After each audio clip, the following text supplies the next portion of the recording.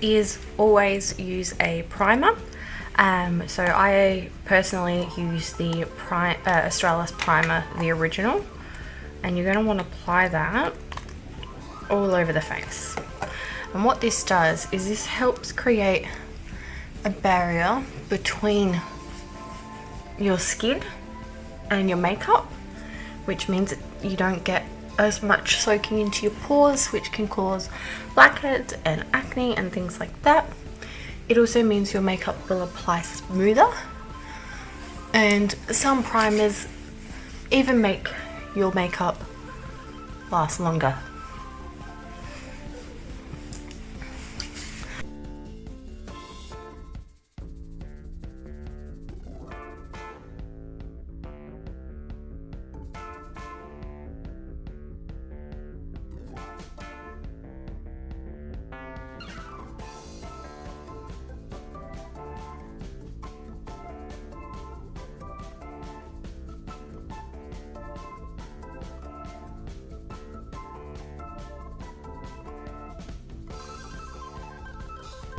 An extra step I've just started doing is using a liquid illuminator. This is the Rimmel London Good to Glow highlighter in Notting Hill or 001.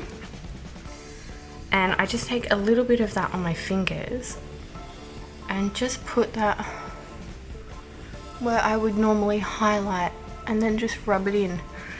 So today, apparently, I'm using too much and we're highlighting the entire face. And really highlighting that chin.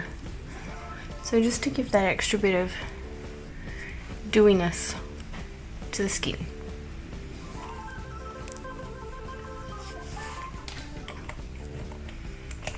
And I do that because my skin's quite dry normally.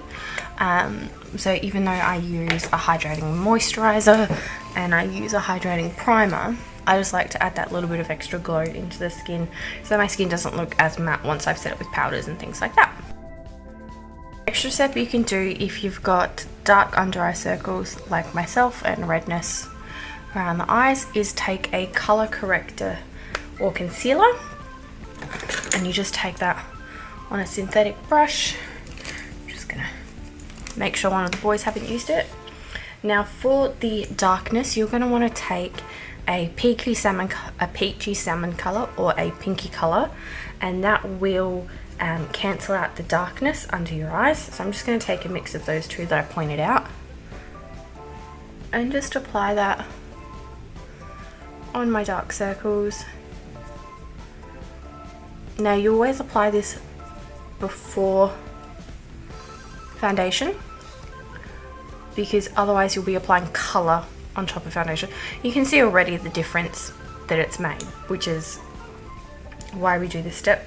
This isn't a step that I've always done previously, but it is one that I've just started doing more recently because I have a newborn. I have a 6-month-old, so not necessarily a newborn, but and I don't get as much sleep.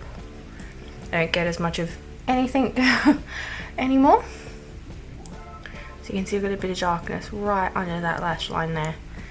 So I'm just gonna bring that all the way across and blend it out.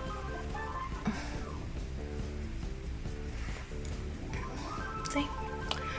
And then for redness, you want to take a green concealer that will cancel out the redness, and just take a little bit and just pop that over the areas that are a little bit red. Generally around the nose, women get hormonal redness there. See, again, already starting to look better. I've got a bit of redness around my eyes from makeup that I did yesterday. Bit of redness down here.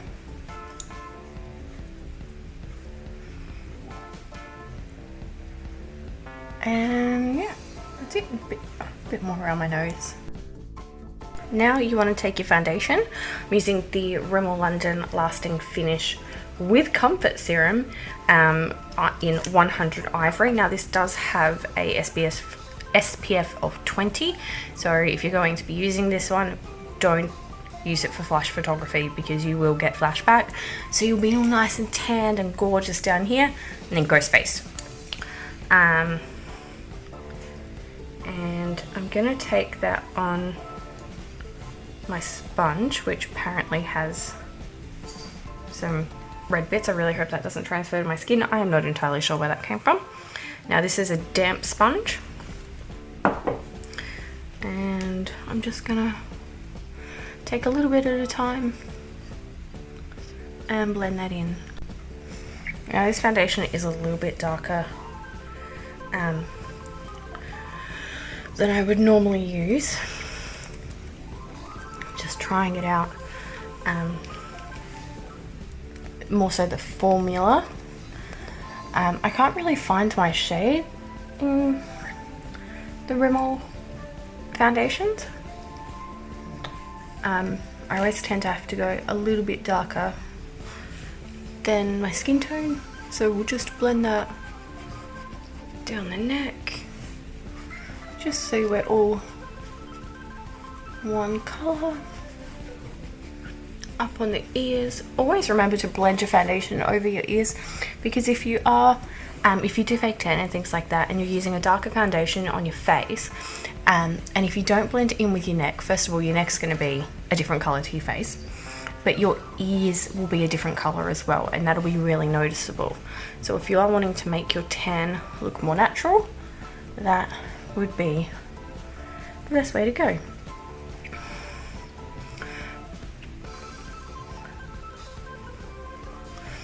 So there we go, that was 2 pumps from that foundation. Now we're going to conceal, and I'm going to use the only liquid concealer I have at the moment, which is the CoverGirl Ready Set Gorgeous Concealer in Light. And you're wanting to, so using this to highlight. So under the eyes, I put a little bit on my eyelid as well, just to conceal the veins. In that inner corner is where I focus the majority of the product, because that's the area we're wanting to conceal. And again, just a little bit on the eyelid. Put a little bit up on the forehead, just a little bit down the nose, on the cupid's bow, and then a little bit on the chin. I don't do too much on the chin because my chin is quite prominent. So the reason we do that is because these are the areas of the face that we need to bring forward from our face, so to make them look slimmer, things like that. I look a little crazy at the moment. Just taking the other end of that sponge and blending that in. And this is the first time I've used this sponge, and I have to say, I am loving it. I think it's a Kmart sponge, just one of the Kmart brand sponges. And there you go. So we look a little bit more awake. We look a little bit more highlighted. You can see that that sponge has blended in the concealer with the foundation, so we don't have any lines. And I generally dab in the inner corner there, just again to keep majority of the product there, because that's where we want the most coverage with that concealer. So again, so all that colour correcting we've done has been covered up. You can't see any of the pink or red. You can't see any of the green concealer. It's all covered up by the foundation. I'm just turning that over to blend in the forehead concealer, down the nose, the chin. It's a lovely sound it makes, that. I just realised you can, I've got a booger. And there we go. Okay, so we've done the liquid base.